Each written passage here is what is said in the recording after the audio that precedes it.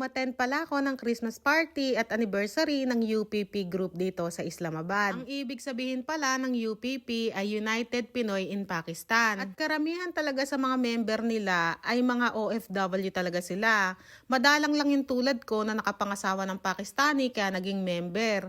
Ipinag-a-add lang kami, naalala nyo ba nung nagka-war yung India at Pakistan? O, nun lang kami naging member nila. Ako ha, yung iba matagal na pero ako nun lang.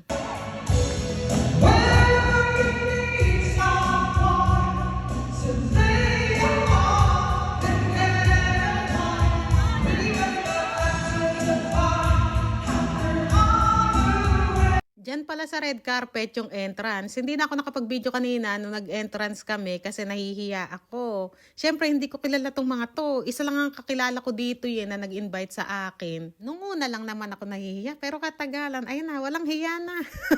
Pakita ko sa inyo ang kanilang mga gown. Talaga naman nagseseksihan at naggagandahan ang kanilang mga gown. May premyo pala yung mananalo ng best in gown ha. Kaya todo effort sila sa gown. Sayang din ang premyo. 20,000 yata eh. O tapos madam ko, siyempre bumaba ka. Uy, baba kayo baba ha.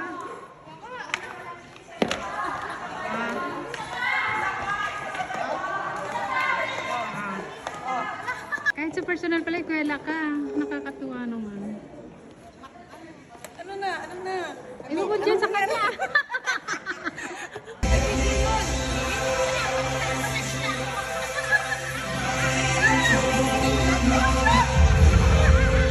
Tuwang-tuwa ako sa katabi ko na yun na naka-coat. Ay, mukhang bata. Ano? Samantalang mas matanda sa akin yan. Sabi ko, ay, mukha kang bata. Samantalang ako paagnas na.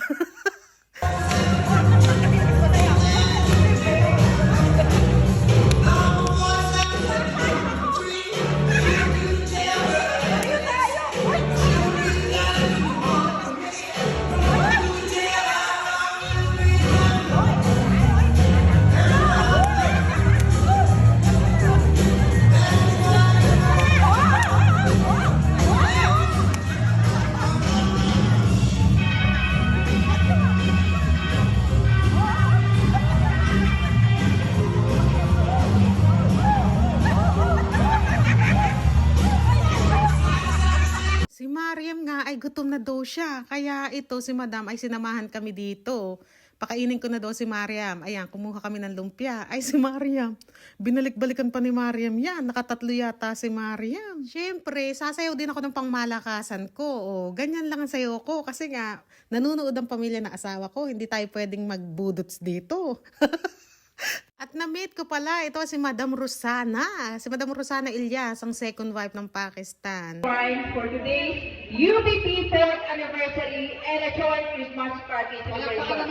Thank you and I welcome you all. Thank you very much for that wonderful. Ito nga mga bata ay sabi namin maglaro sila. Ayan, pinagtabi namin ng upuan. Ay mga nagkakahiyaan naman. Mga hiyang-hiya sa isa't isa.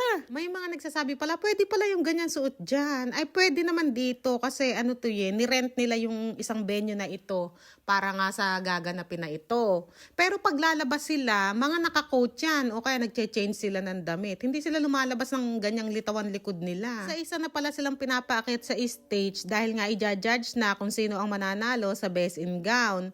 At ang nanalo nga, ayun yung nasa unahan na nakaitim. Kaso wala na kasi ako umalis na kami nung in-announce yung nanalo. Ayan, yung nakaitim na yan ang nanalo. Nang makita ko nga rin siya, ang sabi ko sa kanya, ang ganda ng gown niya. Ang hula ko nga rin talaga, siya ang mananalo. Ayun nga, siya nga ang nanalo.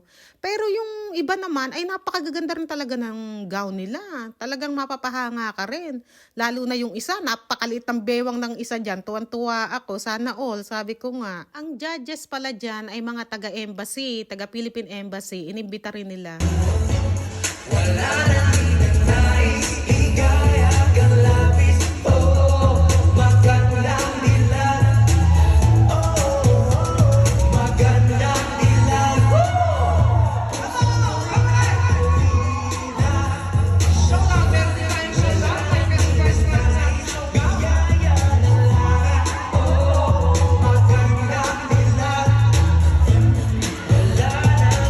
nais, ligaya kang labis.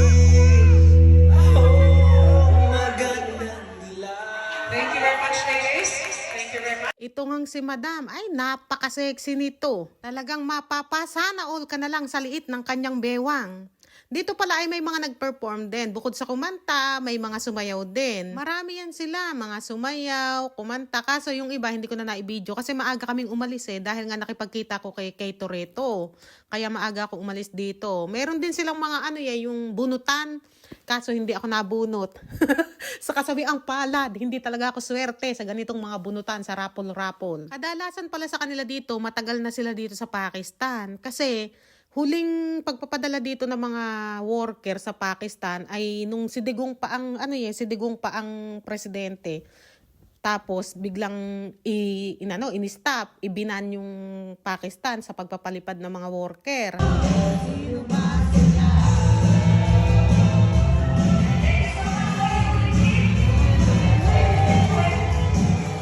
Lagi ko ang tinitingnan yung bayaw ko at baka kako inip na. Pero mukhang hindi naman. Mukhang nag-enjoy naman siya sa kanyang mga tanawin. Ay, joke lang. Kainan na pala. Ayan, nakalinya na sila. Ako, kunwari pa ako dyan, ayaw ka pang pumila. Pero naghihintay lang ako ng tawag dyan. Pamaya-maya nga, tinawag na nila ako. Halika na, sumingit ka na rito. Sabi ko, ay, ayoko. Pero kunwari lang yon. Siyempre, ganun talaga. Kunwarian tayo. Kasi ang daing nakapila, baka sabihin, vlogger lang, sumisingit na. Nagpapasandok pala ako sa bayo ko kasi nga, hindi ako makabidyo. Dalawa hawak ko, sandok, plato, at saka camera. Kaya sabi ko, isandok mo nga ako. Ayan, buti naman isinasandok ako. Kung hindi, talaga nang malilintikan siya. Naku!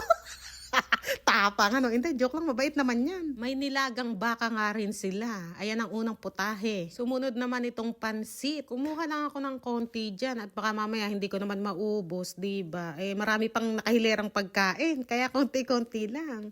At ito naman ay chicken. Ang sarap ng chicken na ito. Si Usman nga, ganado dyan ako rin, sarapan din ako dyan. Nabitin nga si Usman sa kinuha niyang isa, kaya dalawa yata nakuha ko. Ibinigay ko sa kanya isa. May chop suey din pala sila. Itong chop suey, dinagdagan kinuha ko nito. Dahil matagal na rin ako hindi nakakain ng chop suey. Ang sarap ng chop suey, Hindi pala dinagdagan, isang sandok lang pala. At eto na, lumpia. Ang sarap talaga ng lumpia. Pero 2 piraso lang yata kinuha ko nito. Nahihiya kasi ako. Pero kung hindi ako nahihiya, baka nilima ko ba? Ay, hindi. Mali. 3 yata ang nakuha ko dito. Pero mamaya natin malalaman yan pagpakita ko sa inyo yung final plate ko. Ito naman isa ay beef steak yata ito. Sabi ko nga sa bayaw ko, ay tikman niya, masarap to. Ayaw daw niya. Hindi kasi mahilig sa baka yan ako, yan ang hilig ko rin. Ayun, 2 nga lang yung lumpia ko. Tama nga yung duda ko. At habang ako ngumangata-ngata na sila, nakalinya pa. Masarap!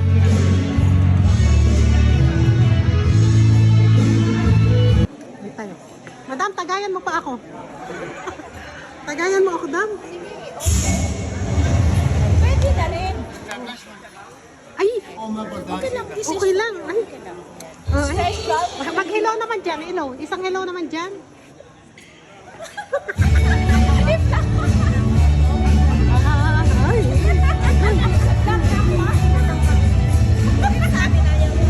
Pwede. Baka kasi ayaw niyo. Ang konti naman yan. Kahit ka ba? Thank you po. Pagkatapos kong kumuha ng bottle doon, ayan, meron pa akong buko pandan. Ay, binalikan ko ulit ito. Kumuha na rin pala akong photo. So kiss me and smile for me. Tell me that you wait for me.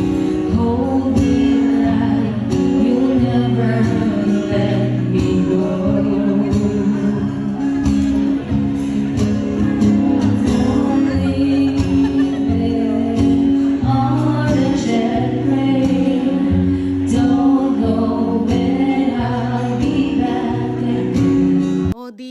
Pwede nang isa lang sa tawag ng tanghalan itong mga taga-embassy sa kantahan talaga. Ito palang nagbibideo sa amin ay asawa to ni Madam Rosana Ilyas si Kuya Ilyas to. Tawa kami ng tawa dyan Inutos-utusan ba naman ang asawa ng second wife sa Pakistan, ng sikat na vlogger?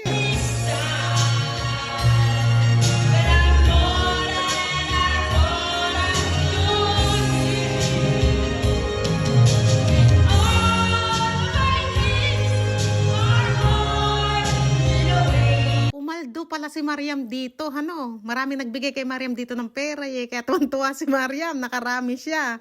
Si Usman, may nagbigay sa kanya, isa. Sabi ni Usman, Mama, ako, isa lang. Sabi ko, kasi si Mariam kako, iniikot niya buong mga tao.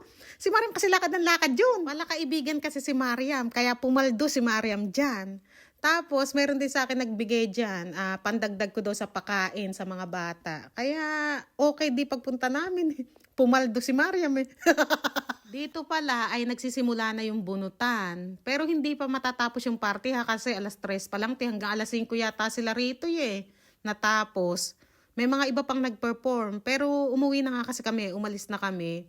Dahil nga may kikitain ako. At ito pala, umakyat sila sa stage ay kumakanta sila. Ginawa lang yata nila yung kanta na ito. Sila lang ang nagsulat. Kanta nila na mga nagtatrabaho dito sa Pakistan. Isang pamilya, isang lahat.